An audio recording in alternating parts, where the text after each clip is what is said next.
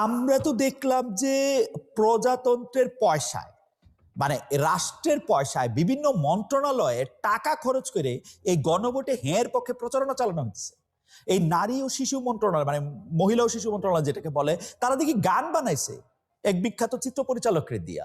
সেই চিত্র পরিচালকের গানে দেখি তালে তালে সবাই কথা বলে। আমরা কতজন সচিব রে, মানে আমার এগুলি গণা থাকে না। আমি আমি আমি আমি আমি নিজের চোখে দেখছি যে একজন সচিব এই গণভোটে কেন হাঁ দেওয়া উচিত সেটা নিয়ে কথা বলতেছেন।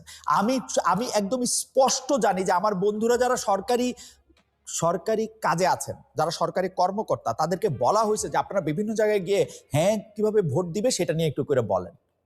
বলছেন তো। এখন আপনি নির্বাচন কমিশন এতদিন পরে আইসা, এই তৎপরতা কিন্তু চলতেছে গত 15, 20, 25 দিন ধরে। এখন আপনি নির্বাচন কমিশন আইসা হঠাৎ করে বলতে শুরু করলেন যে এই গণভোটের পক্ষে প্রচার শাস্তিযোগ্য অপরাধ। কাহিনী কি?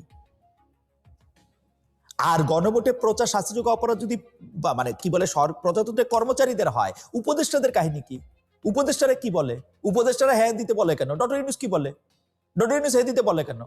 কিরকম ভাই? আপনারা কি ঘুমান নাকি আপনারা অপেক্ষা করেন, বাতাস দেখেন? আপনাদের একটা আবহাওয়া অফিস আছে সাইড করে ধরে, যে কোন দিকে বললে কি হবে, কে আপনাদের কম গালি দিবে সেটার হিসাব করেন? কিরকম নির্বাচন কমিশন আপনারা?